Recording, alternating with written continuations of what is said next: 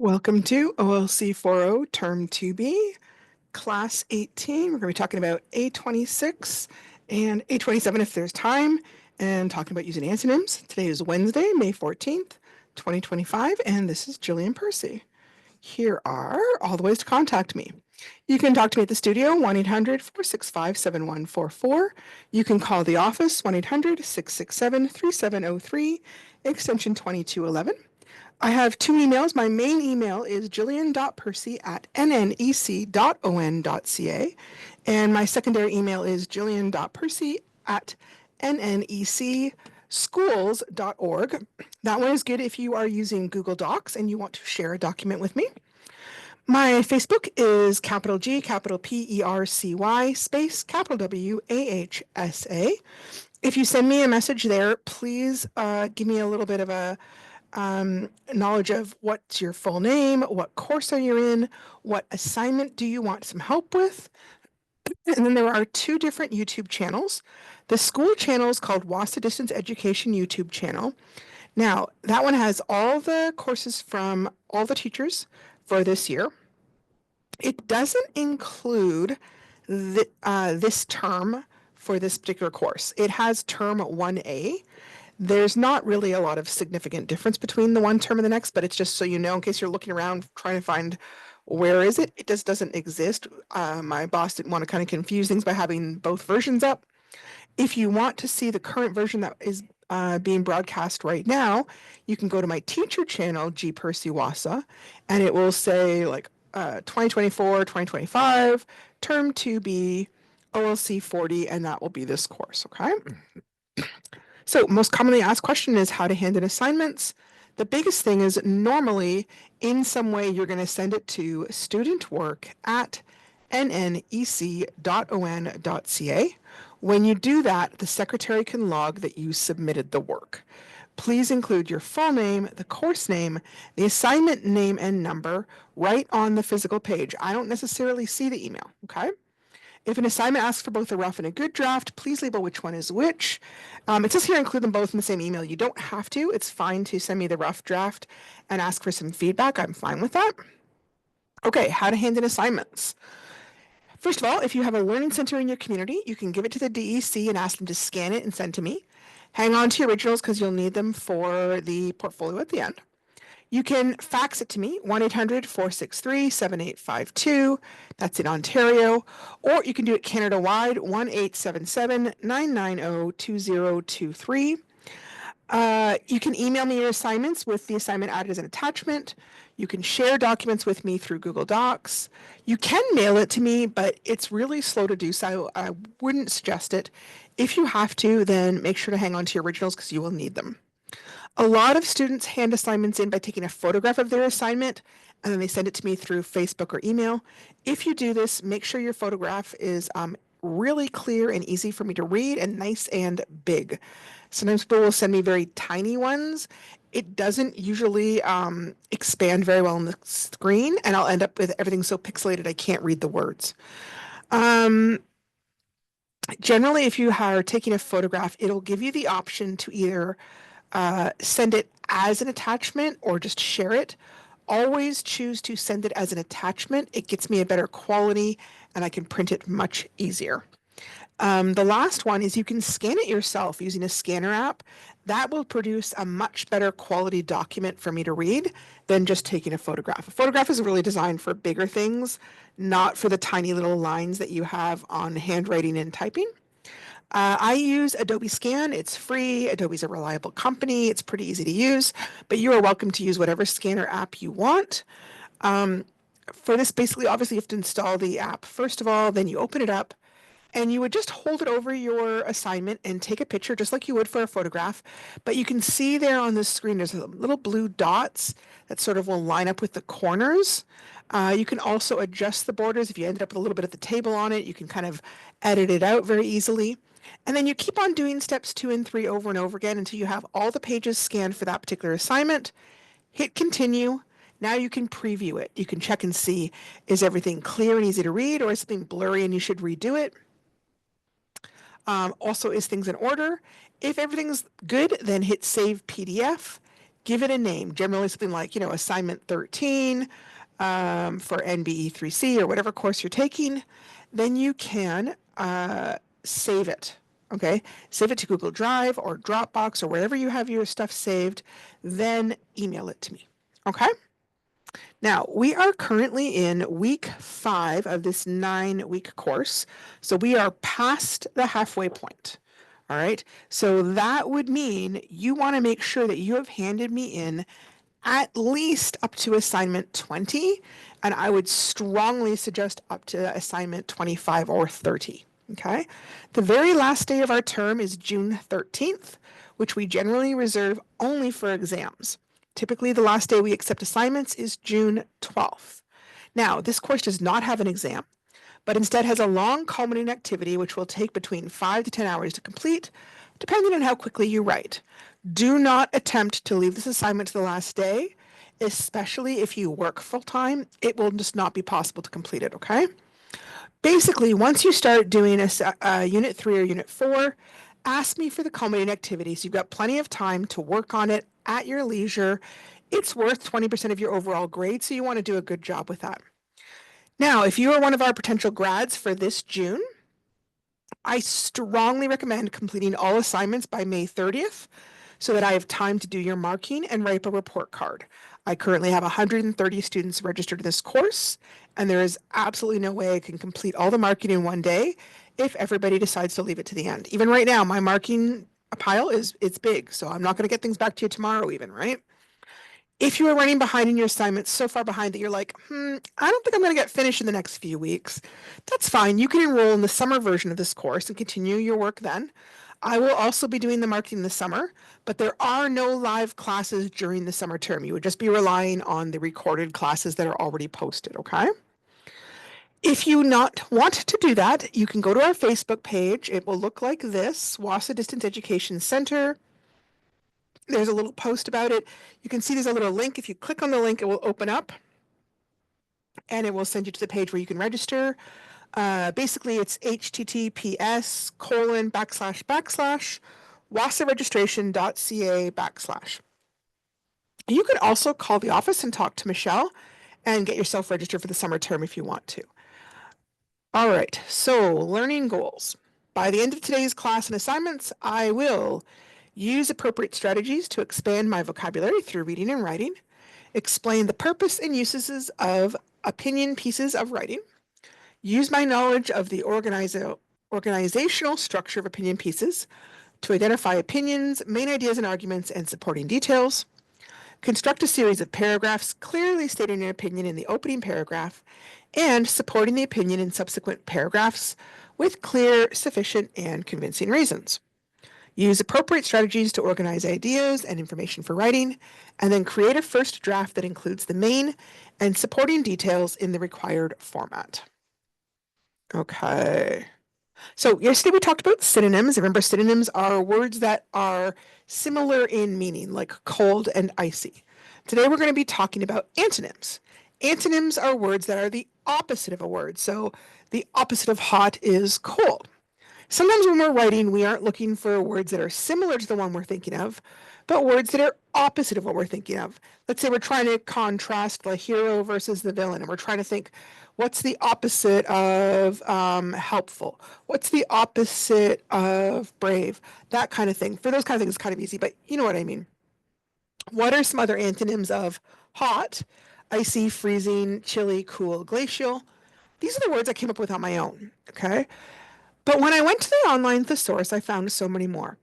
Now, the big thing with a thesaurus is a lot of times what happens is in conversational speech, we tend to use a more limited number of words. We get used to using sort of certain basic words. We tend to use them over and over again, and that's fine. The problem is with writing, it can end up sounding a bit repetitious and boring, and so it can be useful to start using a wider variety of words in our writing. They don't necessarily have to be new words to us. A lot of times they're words that we know what they mean. We just don't use them very often. So here's an example. This is from dictionary.com. I looked up hot and it gave me a bunch of different versions. But if you look up top, you can see there's different definitions for hot. Hot like in high temperature, hot like it's spicy to taste, like this taco is hot. Hot like passionate or vehement, like they were having a hot argument. Hot like new or in vogue, like, ooh, that's the hot new style. Okay. So when I'm looking up an antonym, I want to make sure I've got my correct definition first, or my antonym may not make a lot of sense, right? If I'm talking about hot like it's in vogue and I start looking up hot like it's temperature, so I'm talking about it's being boiling, right? The opposite of boiling is freezing, but that wouldn't make sense if I was talking about like hot new fashion versus freezing fashion, right? It doesn't work because it's not the same meaning. So you have to be conscious when you're looking up antonyms that you're using the right meaning. Okay, so here's an example. These are some of the antonyms for hot when you're talking about temperature. Arctic, cold, cool, dry, frigid, calm, indifferent, mild, moderate, old, old-fashioned, out, turned off, unfeeling, and unpopular. Now, if you look over here, see how it says most relevant, and it's got kind of a darker circle? That means the ones that are darker are the ones that are going to be most connected to that word. The ones that are a little bit lighter in color may not really connect as well, like hot and old-fashioned. Now, if you're talking about fashion, that might work, right? But if I was talking about temperature, like it's a hot day versus an old-fashioned day, it doesn't quite make sense, right? That's what we're talking about, where you have to be kind of careful about the meaning. Okay. If I wanted hot for hot, spicy food, I might get very different words: bland, dull, tasteless. But you can see there's also a fair bit of overlap because now I've got things like calm, cold, cool, freezing, a lot of ones that really don't quite connect for hot and spicy food. Why does it even matter? Well, one way to improve your writing from a rough copy to a good copy is to improve the vocabulary or the word choice. So on my own, I only thought of 4 to 5 words as alternates, but using the thesaurus gave me a lot more options to use. Most of these words were familiar to me, they just weren't jumping into my mind immediately. Especially if you're sitting down and doing a bunch of revising at once, it's easy for your mind to go blank or dry. Using a thesaurus can be a great way to kickstart your thinking and provide you with a lot more options.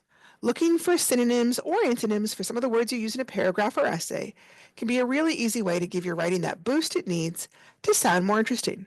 Professional writers use them all the time, so why not you? Okay, moving on to the main part of the course. So yesterday we were talking about assignment 26, and we were reviewing what we knew about opinion pieces and why we use opinion pieces. And then we began talking about how to brainstorm our ideas for assignment 26, but keeping in mind the structure of an opinion essay. And if you haven't yet, make sure you go into Unit 2 and read the opinion essay that is there. I know it's in cursive writing, but you really do want to take a look at it because sometimes people write me an essay and it's nowhere close to what is being expected. And I have to assume it's in part because they didn't read that essay to realize, oh, wait, she's expecting a much longer assignment to be handed in this time, right? Let alone the structure. But for sure, length is a big part of this assignment, okay? So there's 2 different choices for the topic. If you're having trouble thinking about which one you want to choose, I would just set up a quick chart, or maybe even just like take 2 pages. Set a timer for 5 or 10 minutes and pick the one topic and just start writing down as many ideas as you have for that topic. Then reset the timer for another 5 or 10 minutes and try to write down as many ideas as you have for the other topic. Now, stop, take a look. Which ideas came more easily? Which one do you have more ideas and examples for? Or you can also think about which one do you feel more passionately about, either for or against. Often just doing a little bit of quick, super quick pre-writing can make it really obvious which topic you're going to feel a lot more comfortable writing about. Generally, if you care about a topic and it's important to you, people generally do a lot better with it. And again, this doesn't take long. It could just take you like 10, 15 minutes, and now you've picked your topic. Okay?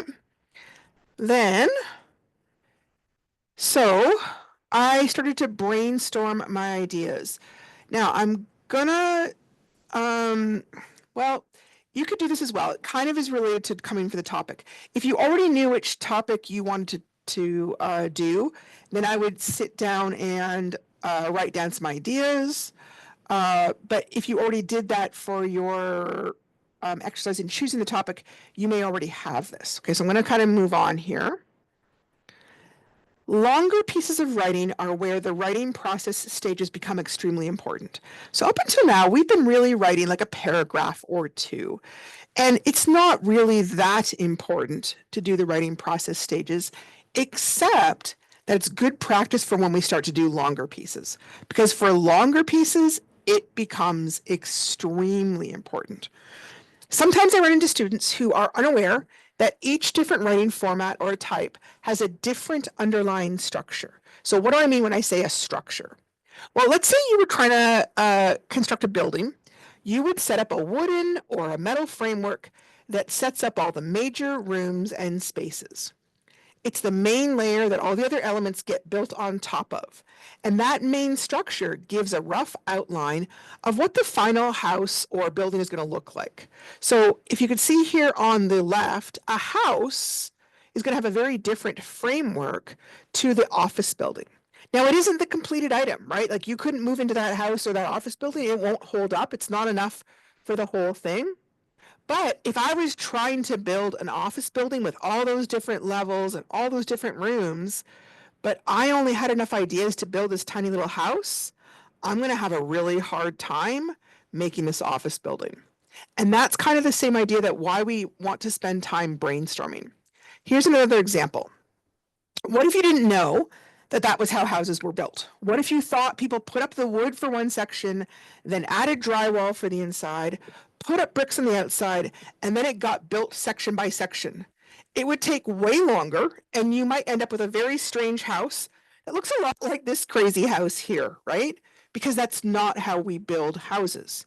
By the same token, that's not how we build writing. We don't just dive in and start writing and try and make it perfect from the start. We take a few minutes, maybe even half an hour, and think about the framework.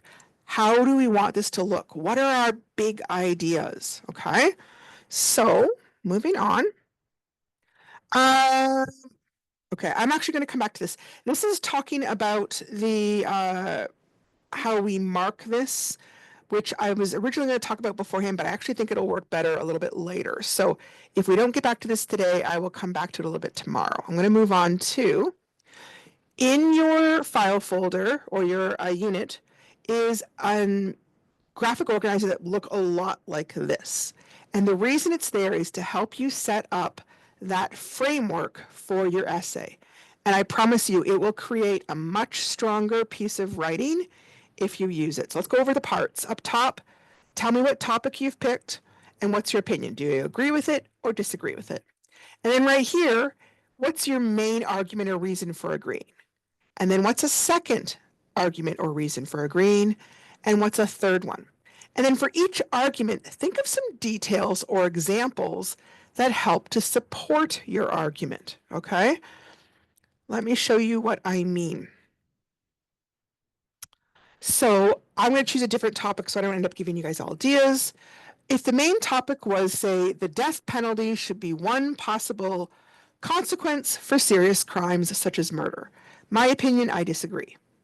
And here I've given you my big 3 reasons, first of all. Number 1, the police and the courts can make honest mistakes. Number 2, dishonest police, lawyers, judges, or authorities could use it to deliberately punish innocent people that they have a vendetta against. And then reason number 3, the effects that killing can have on whoever has to carry out the sentence and actually be the person that does the killing. Okay?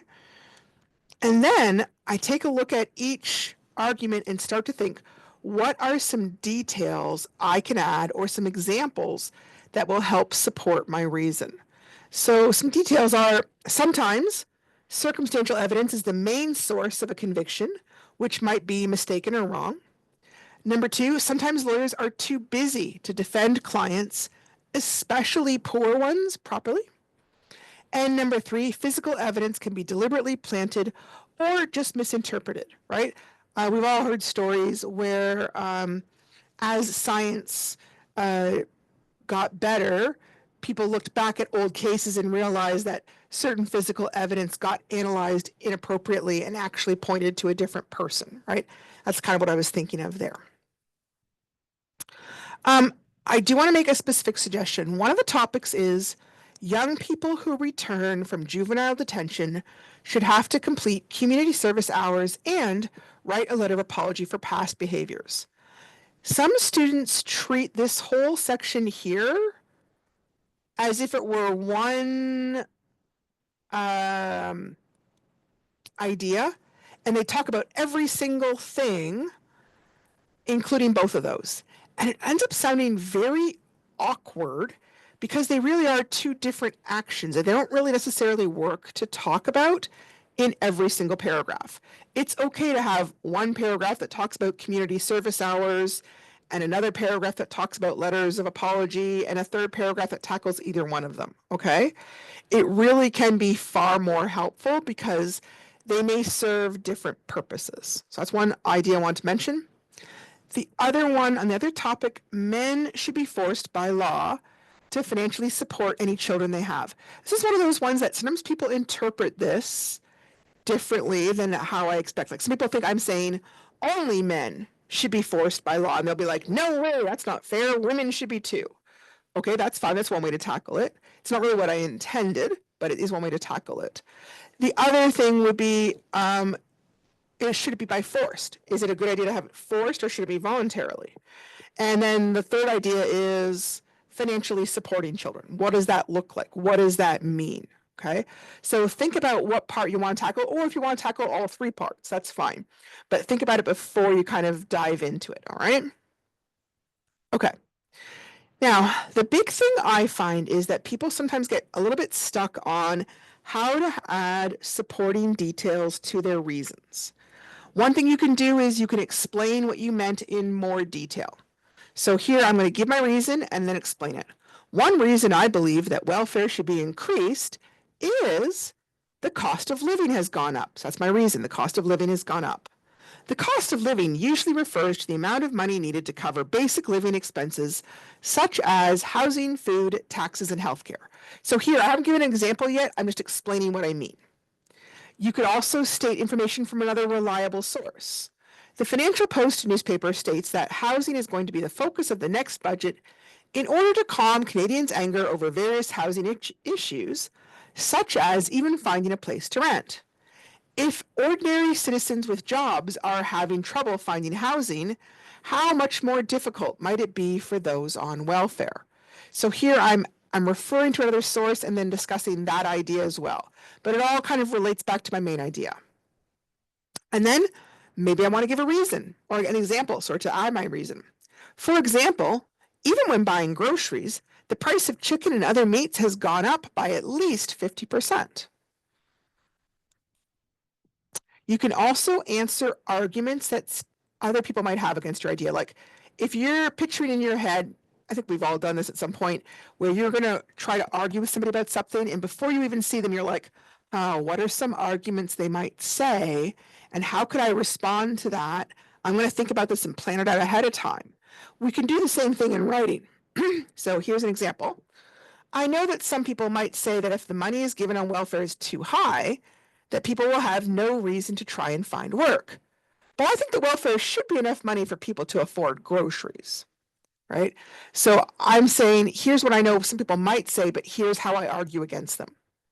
And then I might try to connect the reader in a personal way, like talk to them and stir up their feelings. Can you imagine how it feels to have so little money you can't afford to eat if you want to pay the electric bill? You can also help the reader to see how it might benefit them if they agree with your argument, right? Some people only care if it affects them. So let's look at those kind of people and think about, how does my issue affect them? We all lose out when our neighbors must send hungry, restless children to school, can't buy groceries at the local store, or spread sickness for lack of medicine.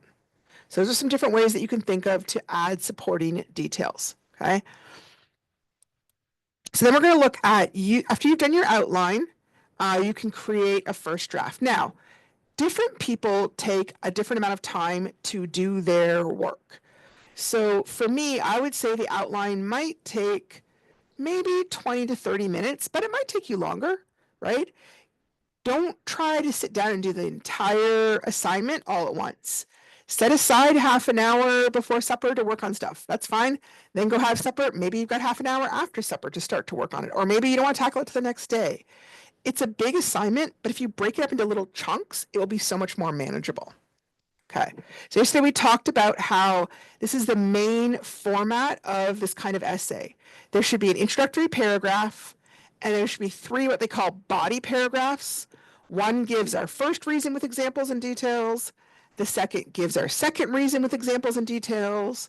The third gives our third reason with examples and details. And then we wrap the whole thing up with a concluding paragraph.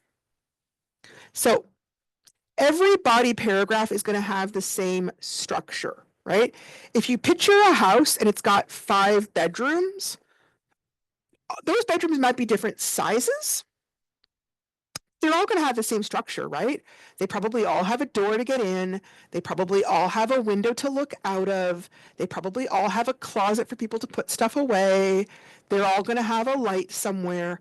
That's what I'm talking about. Like, someone might paint theirs blue, someone might paint theirs pink, but the main structure is still there, okay? So for the structure of a body paragraph, there's always going to be an opening sentence that states your reason. Then there's going to be 3 to 4 body sentences that give details and examples that help to illustrate or explain the reason further. And then there's going to be a closing sentence that restates the reason in a new way. So here's how it would sound. One reason why I support a longer school day is to allow for more time for kids to have dedicated time for the arts every day. So that's my reason. Now I'm going to explain it. Currently, most schools only have a small amount of time each week for the arts. Students might get 1 period on Friday for art or dance or music, but students deserve time every day to experience the joy, relaxation, and creativity these subjects bring. Many parents don't have the money for expensive music lessons or art supplies, but a school can provide those experiences to students in a cost-effective manner. When most students get done school right now, they go home to mindlessly watch TV and play video games. With a longer school day, students could instead be developing their creative talents and freedom of expression in meaningful ways. So, make sure you've done the outline, because what you're going to do is take your outline and then start to turn it into your sentences. Okay? So, whatever your main reason is, that's going to become your opening sentence. Okay? Try to make it clear how your reason ties into your overall opinion. So in this case, my overall opinion is that I disagree that death penalty should not be used as a consequence for crimes like murder. My reason is because police and the courts can make honest mistakes. And how I ended up writing that was, the death penalty is too severe a consequence when you face the reality that police and the court system make honest mistakes all the time. So I didn't have to state both of these word for word, right? It might actually sound kind of clunky and ugly if I do that. I can restate it in a way that makes it sound smooth and clear and use my own words. This is just kind of my planning. My final sentence might look quite different. Now, sometimes when people are trying to connect sentences in a paragraph, they try to use words like and then, and then, and then. But we don't want to do that, because that creates a run-on sentence. Instead, there are all sorts of what we call transitional phrases that you can use that can help you do connect your ideas in a grammatical fashion. I can add more examples by saying things like, one example is, another example is.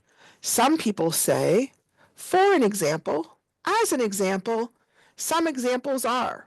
I can also add on to my ideas by saying things like, in addition, additionally, as well, another point is, on the other hand, alternatively.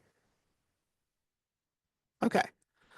So now I go down and look at all my details, and I'm going to turn those into the body sentences. They don't have to be in the same order as what you've got here, whatever order works for you. Again, try to use those transition phrases at the beginning of the sentences to make your writing seem more connected and clear.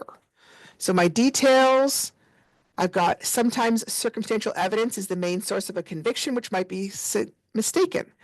That turned into circumstantial evidence has sometimes been used to convict a man of murder. However, it is not considered the most accurate way of determining if someone is guilty.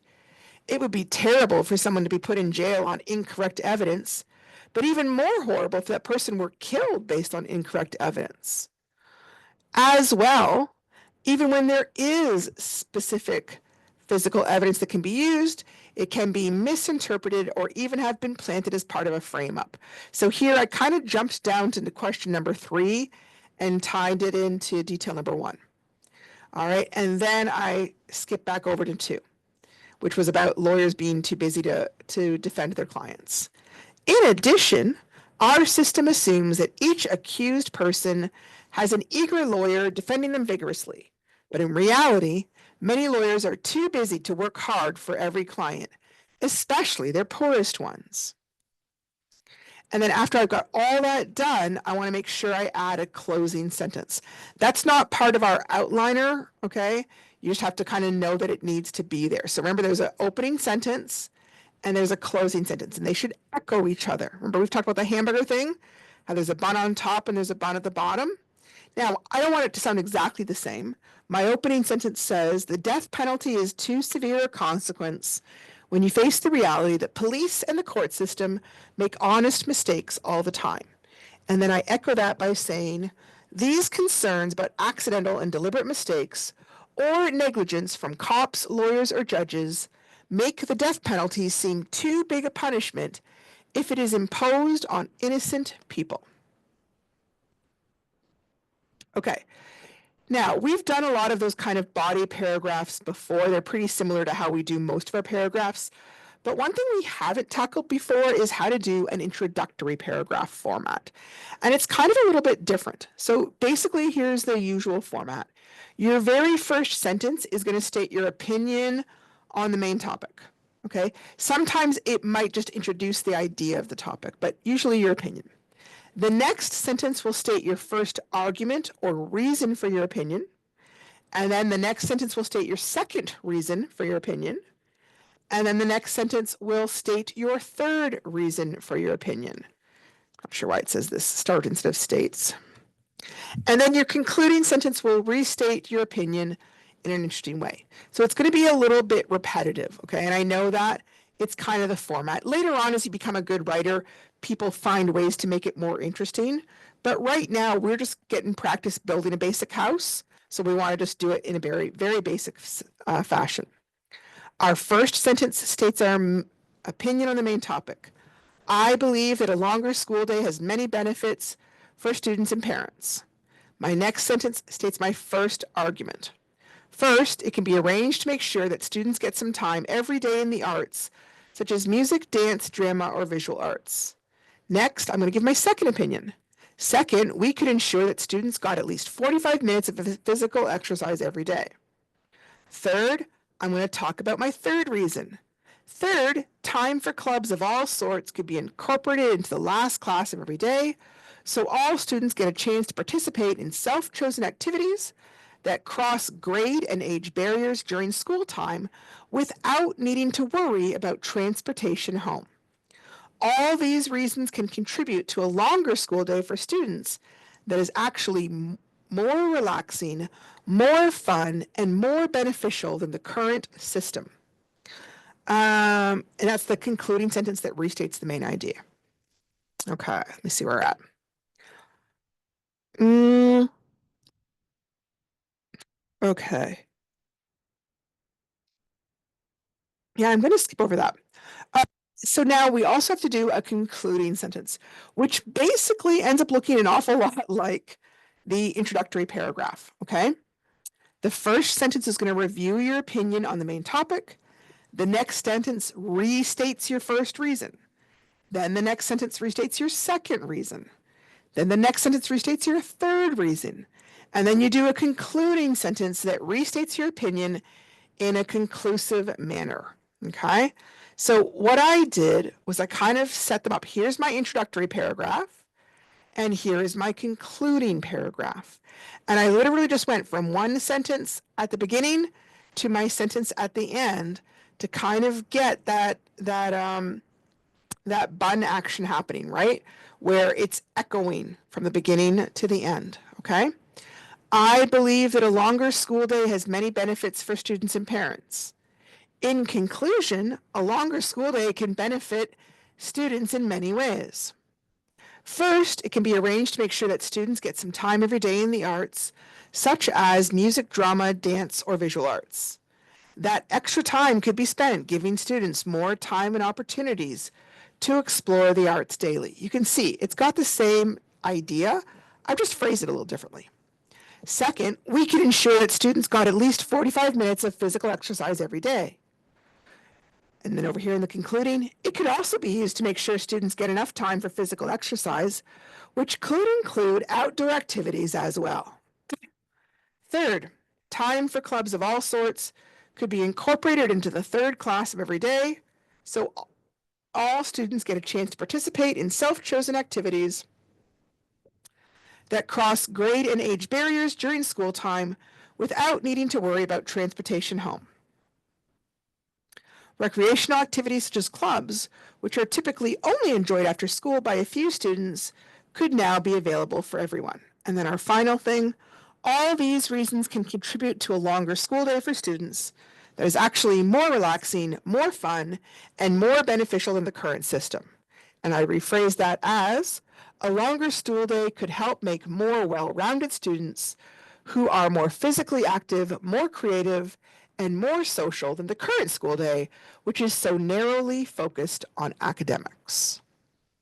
Okay, so now, if you've gotten to this point, you have done writing stages 1 and 2. One was doing the planning. Number 2 is you've done your rough draft. Okay, now, if you have just done those, you may not be ready to do your good copy right away. You might need to take a little break, walk away, come back and look at it tomorrow. Because what I find is if we've just written something, it can be really hard to see the mistakes because our head is full of how we were imagining it. And so we don't notice what's actually on the page. We're thinking about what we imagined. Sometimes when we read back what we wrote and we've given it a day or two, we realize, hey, that doesn't quite sound right. And we notice the mistakes more due to leaving a little bit of time. I don't know why that is, but I just have noticed that that's a thing. So I'm going to assume now that you've taken that break, you're coming back and you're looking at this with a fresh eye, okay? Revisions are meant to improve your writing. This is the area that almost all students get very frustrated by. They're like, I wrote it once, I don't want to write it again.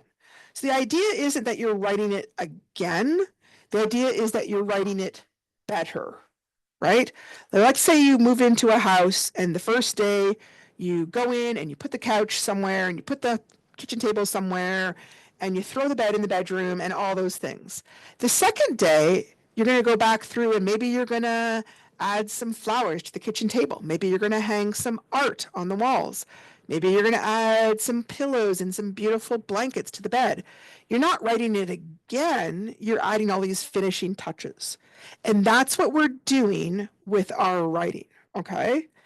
It can be hard to look at a piece of writing and think about ways to improve it. But nobody, not even professional writers, write perfect, amazing sentences and paragraphs the moment they put their pen to the paper. All writers, everywhere, spend some time polishing up their writing by adding things, removing things, moving things, and substituting things. So far in this course, we went through a specific list of revisions that we might make in assignment 16, and we also did something very similar in assignment 24. So if you've done those assignments, at this point, you should have had some practice making revisions, and you can use the revision list to give yourself some ideas. Now, I'm going to say right here, if you have not done those two exercises yet, honestly, stop everything and go back and do them because they're much smaller assignments. It's way easier to learn there than it is to do now. Okay? So, okay. Here is the revision list from assignment 24. I'm not really doing a new one because it's really the same kind of things that we always do for revisions, okay? And there's the editing stuff at the bottom. You can add transition phrases. You can revise the closing or opening sentences to make it more interesting. You can add further detail or revise your words to make steps more clear. You can add an extra step or an extra example to help clarify your meaning. You can add adjectives or adverb phrases or clauses that might add more information and description to your writing. You can create a compound or a complex sentence out of two simpler sentences. You can use synonyms or antonyms to polish up ordinary or repetitious words. You can correct your misspelled words. You can correct your capitalization or punctuation. Now, I want to point one thing out because this is really important. These two things down here, I have a lot of people who will try and do this. They'll fix one spelling mistake, right? Like they'll have something like this. And they'll take off one E. Okay. I strongly suspect they already knew how to write that word, and that's just there for my benefit, which I will notice. The other thing is maybe they'll start a sentence and they won't put a capital letter, but every other sentence has a capital letter. Well, then I can tell that you just put that there for me, okay? These are really your editing steps, okay? And they're not meant to be pretend, okay? I promise you, I guarantee you, unless you are the most amazing writer, you have made some sort of editing mistakes. I do all the time. I work with all sorts of teachers, and we all read each other's work and help us ourselves find mistakes. So rather than do pretend corrections, please take your time and do real corrections. But that's actually the editing stage. That's number 4. I've grouped them together because I know a lot of people kind of do them together. But these are the revision stage. Okay? These are the ones that will actually make your marks better. Okay? Because you've revised how you said it and what you said it. Okay? This is adding all those great details like the beautiful flowers and the beautiful art. Editing is like, oh, you picked up the leaf that fell, right? Or you adjusted the curtain that got a little bit out of the way. This one, the revising, that's the important part. Please, please, please do it. Okay. I would say that for myself, I would probably tackle my revisions by looking at each paragraph, see what are some revisions that would work, and then I would move on to the next paragraph. I would probably not try and tackle the entire essay at once because I think that would be overwhelming. We've talked before about chunking your work down into smaller little time fragments. This is what I mean. I would say, hey, I'm going to sit down and start working on my revisions. I'm going to spend 20 minutes revising my first paragraph, and if I get done that, I'll go on to the second paragraph. And I would set a timer. Okay, and I would sit down and I would go through that revisions and start changing things. And when that timer went off, maybe I've got a sentence or two, I might finish it. Otherwise, I would just stop. I would get up, I would give myself a break, and I would come back a little bit later and do another 20 minutes, okay? Sometimes when people get overwhelmed by this assignment, it's because they're trying to do it all at once in one night, and that really is overwhelming, okay? So here's an example of my rough draft, and I want to revise it and make it better, okay? So sometimes I can look at this and go, oh yeah, I've got some ideas right away. That sounds ugly, or I could add a detail there. But lots of times we can't. We feel like, oh, I said it as good as I know how. I don't know what the teacher wants. Ah, right? And it's frustrating. So what I would do, I would literally sit here with my rough copy on one side and my revisions on the other side, and I would start going through what are some ways that I could change this. Now, I'm going to do it with my little pen here. I know it looks kind of ugly. Um, I would normally do this at a computer, but if I do that, it's harder for you guys to see. So I'm going to add transition phrases. Another reason I am against capital punishment is the negative effect it has on those who have to do the actual kidding. So now I'm going to add a transition phrase. Oh, well, let me do it. I want to add, hang on. Why is it not letting me do it? I'm going to try again. Sometimes if I switch pencils, it'll let me do it. I don't know why. Yep. So what I want to write here is for example. Okay. Now I know this is messy. That's because I'm trying to do this with a cursor. So it doesn't work very well. Okay. You would be doing this with your pencil. Okay. This is another reason why it can be a good idea to leave yourself some space.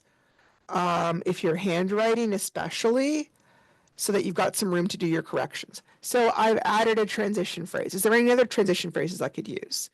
Even if it is his job, he might feel bad about it. If the man who was killed, nope. On the other hand, there's another transition phrases overall.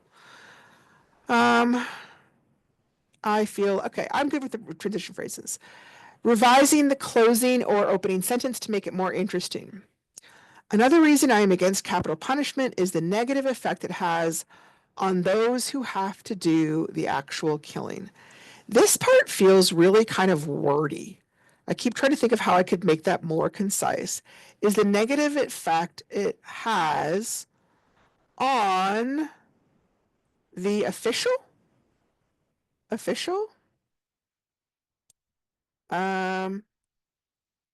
official who does the killing.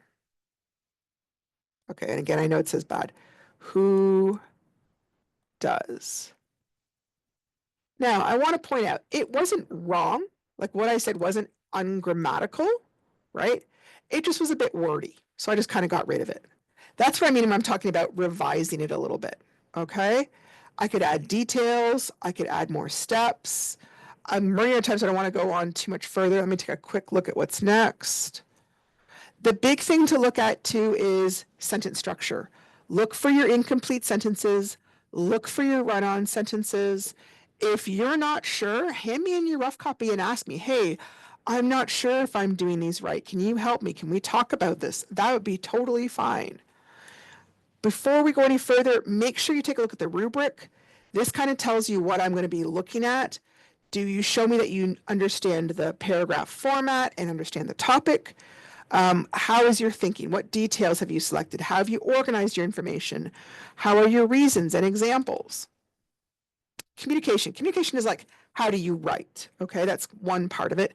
And then application. How are you handling grammar, spelling, punctuation? And how are you handling the writing process? So if you changed one spelling mistake and say one punctuation mark, then you aren't following the writing process, in which case you're going to get poor marks for that. That's why that's there. That's what I'm trying to talk about, is trying to get you to use the writing stages. Okay, my time is up for today. Tomorrow we should, I think, be moving on to assignment 27, okay? If you have any questions about this, by all means, send me an email or shoot me a phone call. I'd be happy to talk to you and help you with this. Take care and good luck with your stuff.